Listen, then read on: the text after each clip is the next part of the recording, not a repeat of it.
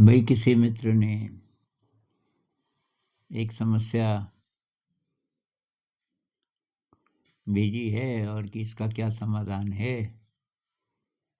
कि बार बार मेरा मन जिसको पुराना ज़माना कहते हैं वहाँ चला जाता है कि पहले ज़िंदगी सिंपल थी, लोग सिंपल थे, नेचर के पास थे। उन्होंने इतने विस्तार से नहीं लिखा, लेकिन वो कहना ये चाहती हैं कि जो नॉस्टैल्जिया होता है ना, एक पुराने ज़माने को हम मिस करते हैं कि वो वैल्यूज़ ख़त्म हो गई, नई वैल्यूज़ आ गई। ख़ासकर ये जब से अपना ये आया ये स्मार्टफ़ोन वगैरह वगैरह आया। इससे भी पहले टीवी जब आया तभी से बहुत ज़्यादा फ़र्क पड़ने लग गया था ज़िंदगी में। तो ये सबके साथ होता है। अब आपके साथ ये ज़्यादा हो रहा है कि आप एडजस्ट नहीं कर पा रही हैं। तो वो ये कह रही हैं कि मैं अभी दोस्तों के साथ दुनिया के तौर तरीक़ों के साथ, समाज के साथ मैं एडजस्ट नहीं कर पा रही हूँ, क्योंकि ये सारी जो इनकी वैल्यूज़ हैं, इनके जो तौर तरीक़े हैं, ये मुझे बहुत अजीब लग रहे हैं। और मुझे कि सब ओल्ड फैशन्ड बोलते हैं कि ये किस ज़माने की लड़की है। मैं ये एकदम तड़कीले भड़कीले कपड़े नहीं पहनती, मैं सोशल मीडिया में भी नहीं हूँ। और सब कहते हैं ये कैसी लड़की है। तो यार ये होता है बहुत लोगों का। और ये तो पहले मेरा भी था, जब तक मैं सीखा नहीं था वर्तमान में जीना। मेरे ख्याल से ये किसी के लिए भी रेलेवेंट हो सकता है। मतलब ऐसा दृष्टिकोण किसी का भी हो सकता है, क्योंकि उससे पहले का जो ज़माना रहा होगा, आप किसी भी बुज़ुर्ग से पूछना कि अब कैसा है, पहले कैसा था। तो क्योंकि चेंज हो गया, और क्योंकि हमने पहले वाला भी देखा है। अब मैं बताऊँ आपको, मैं जहाँ से आया, तो मैं तो गाँव का हूँ। लाइफ इतनी सिंपल थी वहाँ। अब मैं बहुत आसानी से नॉस्टैल्जिक हो सकता हूँ, क्योंकि अब सब बदल गया। तो मेरे ज़माने में बिजली नहीं थी, कोई टीवी वगैरह नहीं था, टीवी आया ही नहीं था अभी। मैं बात कर रहा हूँ 60s की। शहर बहुत बहुत दूर था, रोड नहीं थी, मैंने कोई बस वगैरह रोड ही नहीं देखी थी। तो पैदल रास्ते थे, जहाँ जाना हो पैदल। और मैं ये गांव से जब निकला, तो तब शायद मैं 13-14 साल का था, 8th पास करके निकला। और उससे पहले 10 किलोमीटर, 15 किलोमीटर, कभी-कभी इससे भी ज़्यादा पैदल चला। कहीं से कहीं जाना है, जैसे शादी है या या नानी के गांव जाना है माँ के साथ, तो पैदल। और उसमें तब बीच में गांव आ रहे हैं, गांव से पगडंडी गुजर रही है, और उसमें जानकारी भी होती थी। मतलब गांव वाले जानते थे, जिस रास्ते से आपका गांव कितने भी दूर हो, लेकिन वो जानते थे, अच्छा ही वो हैं, बिठाते थे, बैठो थोड़ा सा चाय वाय पी के जाना वगैरह। और कोई सेरेमनी होती थी तो एकदम सिंपल। शादी होती थी, कोई डेक नहीं, बिजली नहीं थी, तो उसमें मंगल गीत गाए जाते थे। गांव की लड़कियां मंगल गीत गाती थी। जैसे ही ये बारात आ गई, अभी बारात बैठी नहीं, उससे पहले वो ज़रा बहुत ज़ोर ज़ोर से अलग अलग प्रकार के ताल बजाते हैं, और जो ट्राइबल ड्रम्स होते थे उसमें और मंगल गीत गाए जाते थे लोकल भाषा में। तो वो सब डिशेस एकदम ट्रेडिशनल डिशेस। अब आजकल की शादियों में जैसे ये ड्रिंक है और इस प्रकार की चीज़ें हैं, चाउमीन है, विदेशी चीज़ें आ गई बहुत सारी। कुछ नहीं, सिंपल ट्रेडिशनल डिशेस, बहुत शानदार सारी।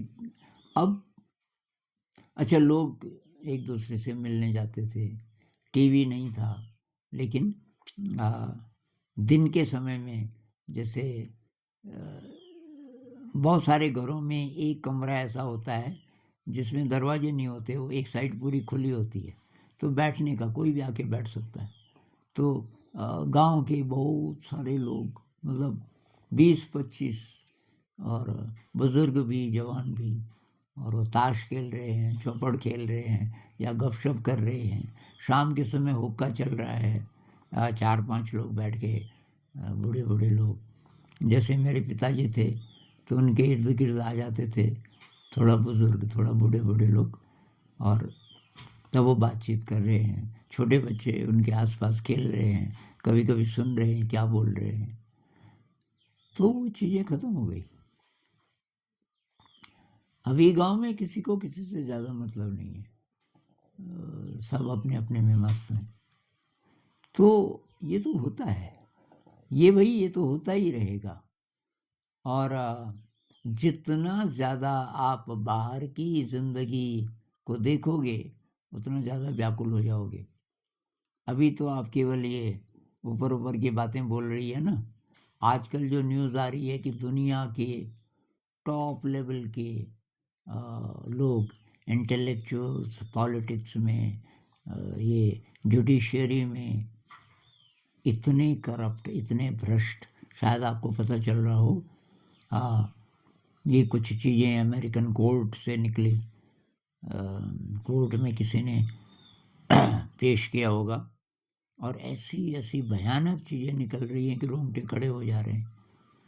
तो दुनिया भाई ऐसे गुजरती रहेगी उथल पुथल से, समाज बदलते रहेंगे। बात है कि आपको कैसे जीना है, आपको कैसे जीना है। इधर उधर उधर देख करके व्याकुल हो जाओ, ये तो फिर व्याकुल ही होते रहोगे, आप परेशानी होते रहोगे। तो आसपास कैसा भी है, आपको कैसे जीना है अपनी शक्ति से, उसके लिए आपको अपनी शक्ति चाहिए।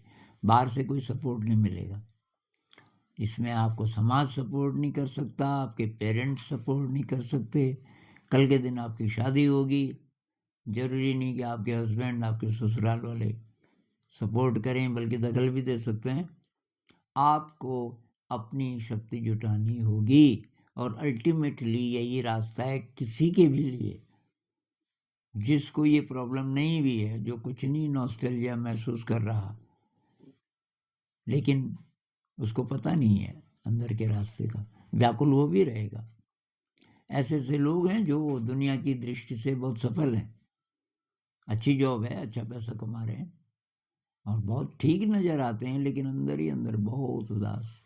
अब वो चेहरा उनका ठीक लगता है, स्माइलिंग, क्योंकि आप जब जब देख रहे हो तो उनको पता है कि कोई देख रहा है लेकिन अकेले में या किसी खास दोस्त के साथ वो शेयर करते हैं इस बात को, डीप डाउन बहुत अकेलापन है।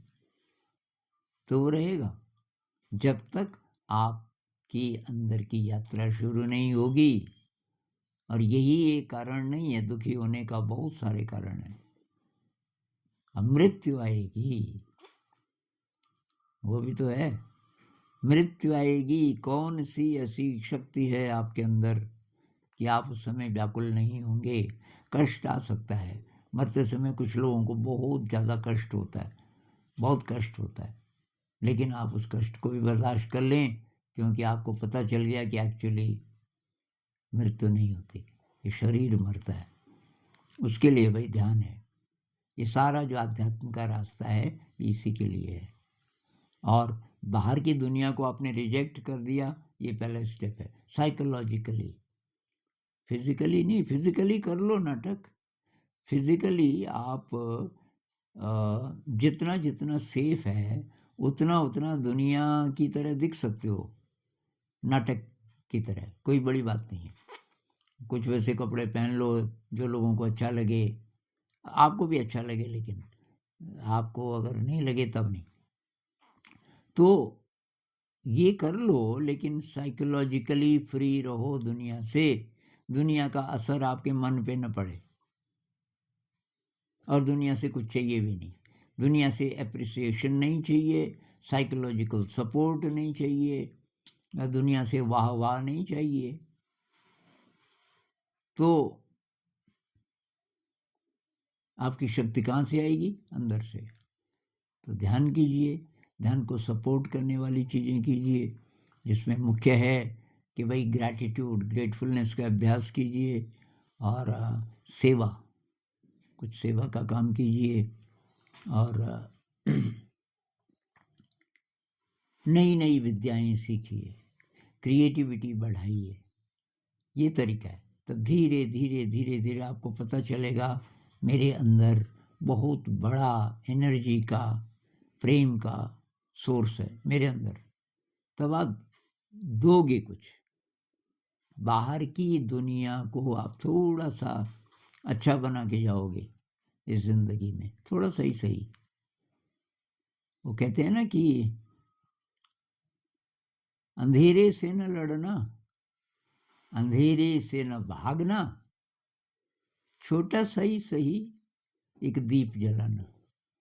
छोटा सा एक दीपक, वो तब जलाओगे जब आप अपनी रोशनी ढूंढोगे। तो वही करना है और वही रास्ता है। नमस्कार।